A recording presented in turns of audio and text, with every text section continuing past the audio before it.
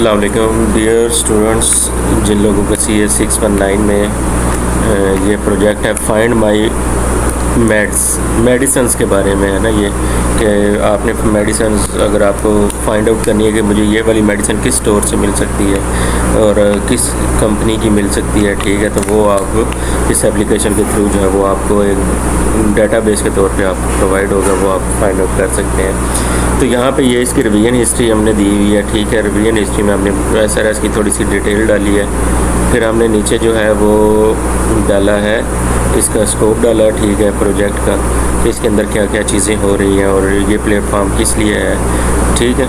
तो ये हम सारी चीज़ें जो हैं वो यहाँ पे हमने डाल दी हैं। देन फंक्शनल और नॉन फंक्शनल की तरफ जाते हैं। तो ये फंक्शनल रिक्वायरमेंट जो थी विजिटर, हमारे पास 3 एक्टर्स उसमें बताना, एक विजिटर है, एक मेडिकल कंपनी है और एक एडमन है, मेडिसिन कंपनी है, ठीक है, और एक एडमन है हमारा।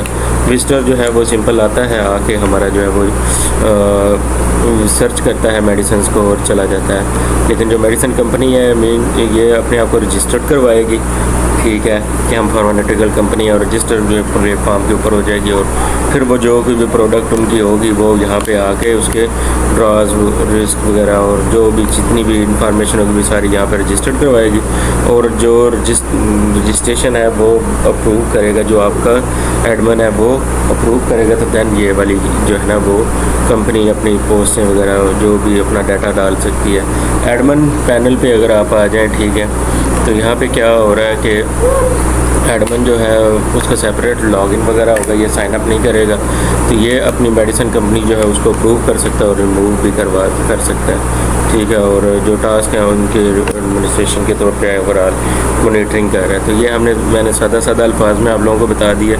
बाकी डिटेल अगर आपने लिखनी है तो यहाँ से पढ़ के आप अपने लिख सकते हैं। फिर यहाँ पे सॉफ्टवेयर की सिस्टम की थोड़ी सी रिक्वायरमेंट्स आ गई हैं, ठीक है, और सॉफ्टवेयर रिक्वायरमेंट जो हमें PHP का प्रोजेक्ट कंप्लीट करने के लिए चाहिए।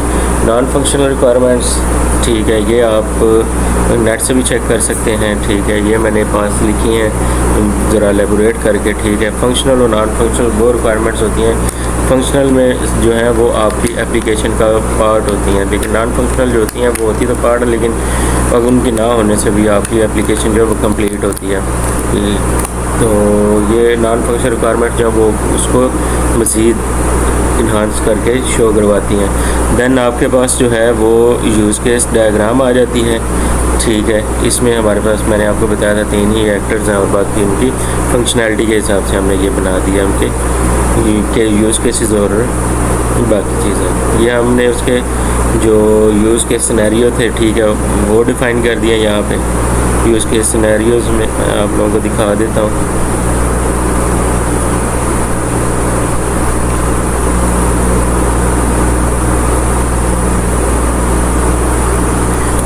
ये हमारे यूज़ केस सिनेरियोज़ हैं आगे सारे।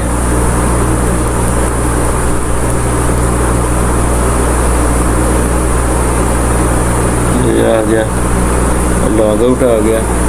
अडॉप्टेड मेथडोलॉजी हम यहाँ पे सिर्फ जब व्यू प्रोसेस मॉडल ले रहे हैं और बाकी जो है वो ये चीज़ जो है वो आप नेट से भी निकाल लेंगे, कोई इशू नहीं होता। नेट से निकाल के आप ये इसको कर सकते हैं, ठीक है।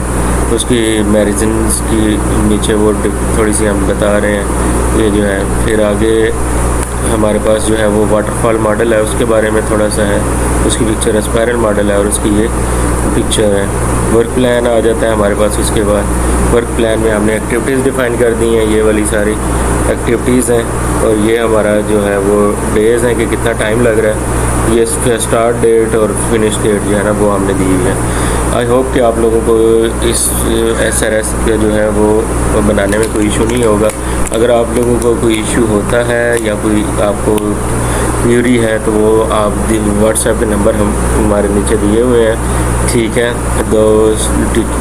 जो है हम लोग मिल के काम कर रहे हैं, तो दोनों के नीचे व्हाट्सएप के नंबर दिए। अगर किसी ने ये असाइनमेंट पेड बनवानी है तो वो भी रब्ता कर सकता है, और अगर वैसे जो है आपको कोई चीज़ इशू कर रही है तो फिर भी आप रब्ता कर सकते हैं। चैनल को सब्सक्राइब कर दीजिएगा और बेल आइकन को प्रेस कर दीजिएगा। Thanks for watching. अल्लाह हाफिज़।